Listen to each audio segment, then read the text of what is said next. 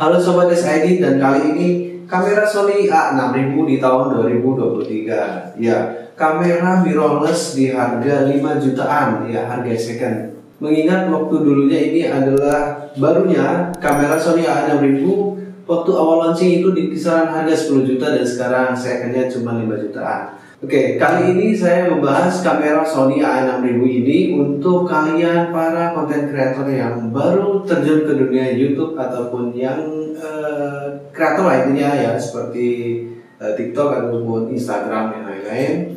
Nah, di sini saya akan merekomendasikan satu kamera, yaitu kamera Sony A6000 ini untuk kalian gunakan di tahun 2023. Ada beberapa alasan yang dari gua, kamera Sony A6000 ini worth it buat lu gunain di tahun 2023. Langsung aja kita bahas, tapi setelah yang satu ini.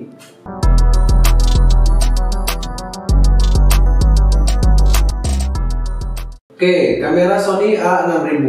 Nah, sebelum kita mulai pembahasan, sedikit saya akan mengulas. Sony A6000 ini adalah Sony mirrorless. Ya, jenisnya mirrorless, bukan DSLR. Secara build quality ini terbuat dari bahan metal, jadi lumayan berbobot gini.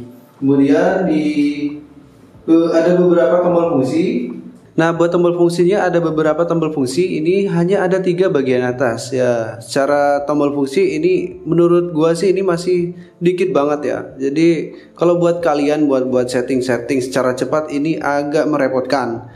Karena kalian harus nge-setting melalui tombol-tombol manual yang di bawah sini nih. Ini kan kurang efektif. Di sini ada tombol pilihan. Nah, tombol pilihannya ini untuk mengubah modenya dari manual atau fokus, manual atau sport atau yang lain ya. Di sini ada buat kamera juga. Nah, di sini ada beberapa tombol fungsi. Nah, fungsi untuk merubah mode. Kemudian ada tombol shutter bagian atas ini. Ada tombol fungsi CI1 untuk ngerubah. Bisa kalian rubah sih untuk mode untuk tombol C1-nya ini ya. Kalian rubah untuk tombol fungsi yang lain juga bisa. Bagian atas ini ada flashnya ini cukup terang kalau kita buat foto. Nah, terang. Kemudian ada tempat untuk kalian naruh flash eksternal atau mic eksternal. Sayangnya di sini kalian belum ada yang namanya audio jack. Jadi kalian nggak bisa tuh gonta-ganti mic eksternal tambahan sesuka hati kalian ya. Jadi menurut gua ini kurang efektif. Jadi kalian mungkin harus beli mic eksternal yang dikhususkan untuk Sony. Nah, di situ adalah Sony menyediakannya. Nah, di bagian sebelah sini nih ada jendela bidik kecil ya, buat kalian kalau nge-shoot buat ngelihat. Nah, jadi kalau kalian ngelihat langsung di jendela bidiknya ini, secara langsung kalian akan melihat gambar seperti yang ada muncul di layarnya ini. Nah, kalau kalian lihat dari bidik maka layarnya akan mati. Kalau kalian kejauhkan dari jendela bidik maka kalian akan melihat dari layarnya langsung. Nah, di sebelah kiri sini ada lubang untuk HDMI dan charging. Jadi bisa kalian langsung cas ke kameranya. Bagian bawah sini ada tempat buat naruh baterai dan memory card. Sini untuk pasang ball head atau tripod. Samping kanan nggak ada tombol yang lain sih, ada tombol record aja satu. Nah, di sini juga ada grip, gripnya ini lumayan ada ya, intinya ada gripnya tapi nggak gede banget, jadi nggak kayak DSLR ataupun kamera seperti kamera kemarin kami ngebahas kamera Lumix G7 ya. Itu gripnya lumayan gede seperti DSLR, jadi aman banget buat kalian pegang ini.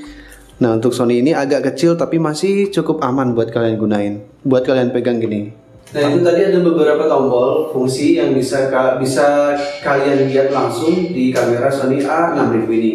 Nah, kembali lagi, ada beberapa hal tadi yang menurut gua rekomendasi kamera Sony A6000 ini untuk lu gunain di tahun 2003. Yang pertama, harganya ini udah sangat terjangkau, yaitu harganya di kisaran 4-5 jutaan sekarang second.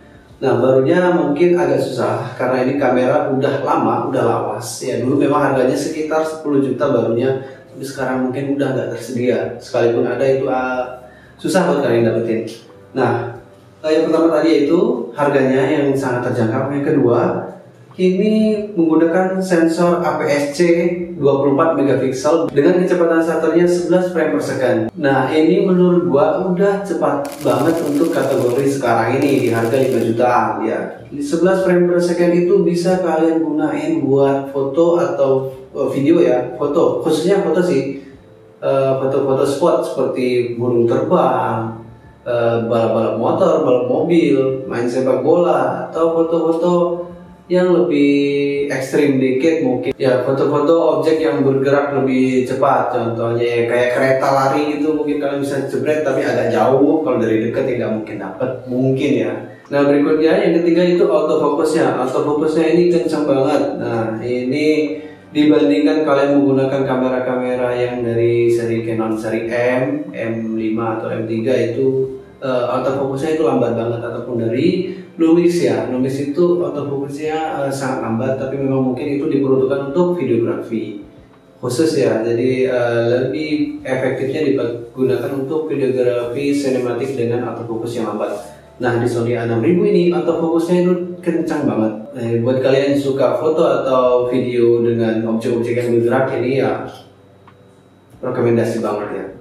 Nah, yang keempat, karena sensornya menggunakan CMOS, jadi kalian bisa gonta-ganti lensa ya, lensa yang cocok untuk Sony ya. Dan sebenarnya sudah banyak sekarang ini lensa-lensa yang di luar Sony, seperti lensa fix dari R7 Artisan atau dari TT Artisan. Nah, bisa kalian gunain di kamera A6000 ini.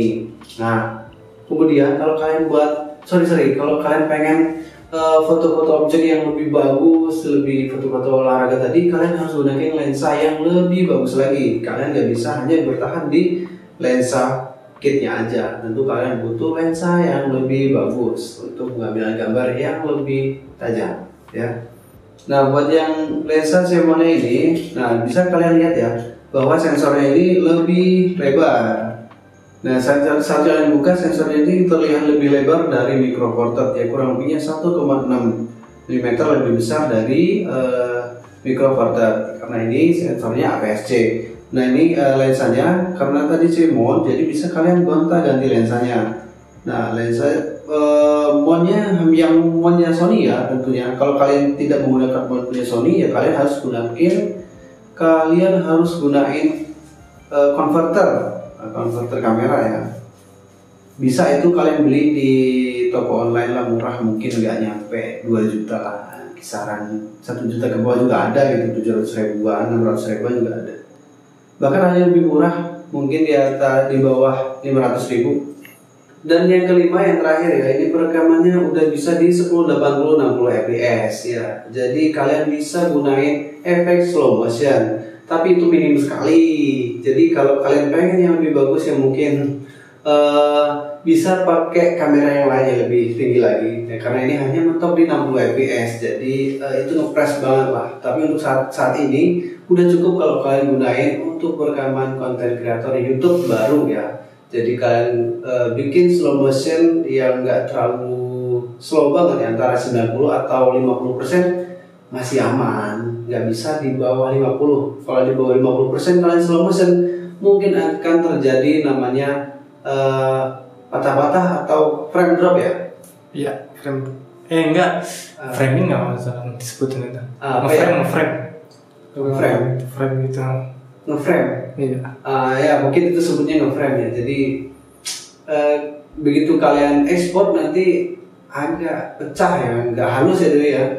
Nah itu sayangnya di situ tuh kurangnya, mungkin kurang efektifnya di situ ya, karena hanya mentok di 60 fps, Full HD 60 fps.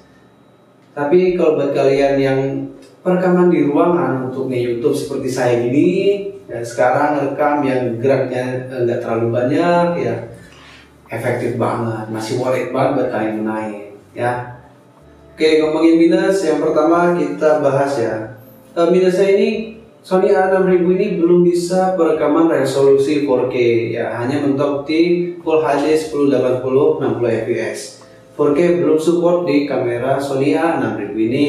Yang kedua, ini perekamannya saat kalian rekam itu bisa terjadi overheat. Nah, contoh nih kalian ngerekam ya, contoh gua ngerekam sekitar 12 menit, itu dia langsung mati, sayang banget kan. Kita nggak tahu tuh waktu kita rekam, wah tahu-tahu mati. Ternyata kita ngomong udah lama-lama lebih dari 12 menit ternyata kameranya mati. Nah itu lumayan merepotkan karena kalian harus di stop dulu atau di 10 menit misal 10 menit perekaman, kemudian kalian stop dan lanjut lagi, stop lagi, ya itu kurang efektif. Nah yang ketiga, ini hanya bisa detail ya, artinya layarnya ini hanya bisa maju aja ke depan, lihat ke atas gini tanpa bisa diputar. Dan nggak bisa diarticulated, nggak bisa diputar ke depan kayak kemarin ginilah, kalian bisa nonton aja. Kemarin gue udah nge-review kamera Lumix G7, dan di situ kalian bisa lihat tuh bahwa layarnya itu bisa flip ke depan, bisa diputar-putar, ya itu kita sebutnya articulated ya.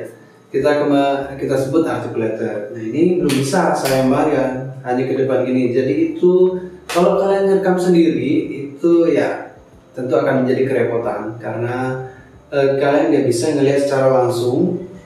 Waktu kalian nge-vlog ini nggak bisa ngelihat secara langsung nih. Terus kalau misalkan kameranya mati juga nggak bisa ngelihat. Nah, makanya repot ya kalau pakai Sony A6000 ini kalian harus ngerekam berdua, nggak bisa sendirian. Nah yang keempat, layarnya ini belum layar sentuh, jadi ini kalian harus gunain semua tombol di sini untuk pengoperasiannya ya.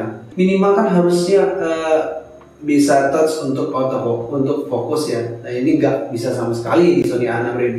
Ini menjadi poin menurut gua kurang banget buat kalian gunain ya. Dan yang kelima yaitu gripnya yang lumayan kecil ya. Sebenarnya untuk mirrorless ini kategori gripnya lumayan agak gede, tapi ini terbilang kalau menurut saya masih kecil ya. Jadi agak takut jatuh waktu kalian pegang gini. Kelihatan? Ya. Gini nih, ada grip tapi nggak terlalu banyak, nggak terlalu besar ya. Jadi agak kecil. Dan yang terakhir ini nggak bisa kalian gunain mic eksternal, jadi nggak ada tersedia lubang audio jack. Sayang banget kalian nggak bisa menggunakan mic eksternal sesuai kemauan kalian, nggak bisa kalian gonta-ganti sesuai keinginan kalian. Ada mic eksternal yang sudah disediakan di Sony yang tentunya langsung connect ke Sony A6000 ini, tapi tanpa menggunakan kabel audio jack. Itu lumayan harganya lebih mahal ya dari mic yang mungkin ada di pasaran sekarang ini. Oke, mungkin cukup sekian dulu review kamera Sony A6000 di tahun 2023 dari DeskID.